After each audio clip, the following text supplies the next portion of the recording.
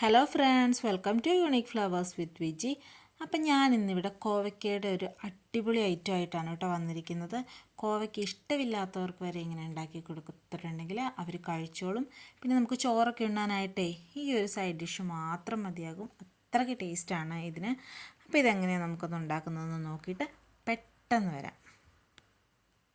അപ്പം ഞാനിവിടെ ഒരു 10 കോവയ്ക്ക എടുത്ത് കഴുകി വൃത്തിയാക്കി 4ആയിട്ട് മുറിച്ച് വെച്ചിട്ടുണ്ട്. ഇനിയിപ്പോൾ കുറച്ച് പഴുത്തു പോയ കോവയ്ക്കാന്നോർത്ത് പ്രശ്നമൊന്നുമില്ല, അതിന് രുചി വ്യത്യാസമൊന്നും വരത്തില്ലേ. ഇനി നമ്മൾ ഈ അരിഞ്ഞു വെച്ചിരിക്കുന്ന കോവയ്ക്കയിലേക്ക് ഒരു 1/2 ടീസ്പൂണോളം ഉപ്പുപൊടി ചേർക്കുന്നുണ്ട്.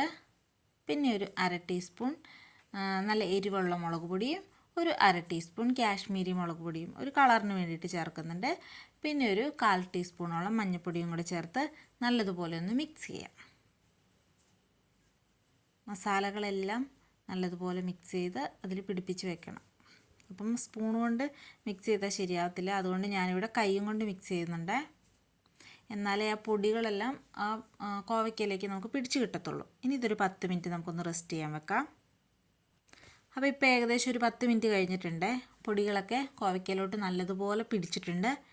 ഇനി ഇതൊന്ന് നമുക്ക് എണ്ണയിൽ പൊരിച്ചെടുക്കണേ. അതിനായിട്ടൊരു പാൻ വെച്ചിട്ട് അതിലേക്കൊരു 3 ടേബിൾ സ്പൂൺ വെളിച്ചെണ്ണ ഒഴിച്ച് കൊടുക്കാം.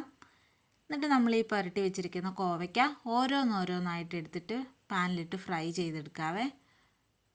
എല്ലാം കൂടി വാരി ഇടുമ്പോൾ അത് കുഴഞ്ഞു പോകാനായിട്ടുള്ള സാധ്യതയുണ്ട്. അത് കാരണം ഓരോന്നോരോന്നായിട്ട് വേണം പെറുക്കിയിടാൻ. എന്നിട്ട് ഒരു സൈഡ് ഒരു 1.5 മിനിറ്റ് വെന്ത് കഴിയുമ്പോഴേക്കും നമുക്കൊരു ഫോർക്ക് വെച്ചിട്ട് എല്ലാ കോവയ്ക്കയും തിരിച്ചിട്ടും കൂടി ഒന്ന് വേവിക്കണം. അത് വെന്ത് വന്നതിന് ശേഷം നമുക്കൊരു തവി വെച്ചിട്ട് ഒന്ന് ഇളക്കിയെടുത്ത് ഒന്നും കൂടി വേവിച്ചെടുക്കാം. അപ്പം ഞാൻ അങ്ങനെ 2 സെക്ഷനായിട്ട് എല്ലാം അങ്ങനെ ഫ്രൈ ചെയ്തെടുത്തിട്ടുണ്ട്. ഇനി നമുക്കിതിലേക്ക് ചേർക്കാനുള്ളത് അധികം പുളിയൊന്നുമില്ലാത്ത 1 കപ്പ് നല്ല കട്ട തൈരാണ്.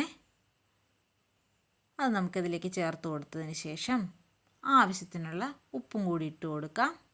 ഈ ഒരു സമയത്ത് ഉപ്പ് പോരാന്നുണ്ടെങ്കിൽ നമുക്ക് പിന്നീടും നോക്കിയിട്ട് ചേർത്ത് കൊടുക്കാവുന്നതാണ്. എന്നിട്ട് അത് നല്ലതുപോലെ ഒന്ന് മിക്സ് ചെയ്തെടുക്കണം. ഇനി നമുക്കിതിലേക്കൊരു താളിപ്പ് തയ്യാറാക്കാം. അതിനായിട്ട് ഒരു 1.5 ടീസ്പൂൺ വെളിച്ചെണ്ണ ഒഴിച്ച് അതിലേക്കൊരു 1/2 ടീസ്പൂൺ കടുക് ഇട്ട് പൊട്ടിച്ച് 2 വറ്റൽമുളകും കുറച്ച് കറിവേപ്പിലയും ഒരു നുള്ളു കായപ്പൊടിയും കൂടി ഇട്ടൊന്ന് ചൂടാക്കിയെടുക്കാം.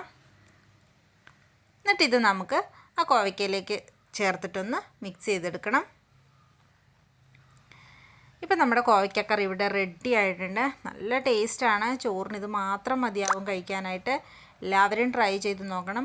പിന്നെ സബ്സ്ക്രൈബ് ചെയ്യാതെ ആരെങ്കിലും എൻ്റെ വീഡിയോസ് കാണുന്നുണ്ടെങ്കിൽ നിങ്ങൾക്ക് വീഡിയോസൊക്കെ ഇഷ്ടപ്പെടുവാണെങ്കിൽ ഒന്ന് സബ്സ്ക്രൈബ് ചെയ്ത് സപ്പോർട്ട് ചെയ്യണേ. അപ്പം നല്ലൊരു വീഡിയോ ആയിട്ട് വീണ്ടും കാണാം. താങ്ക്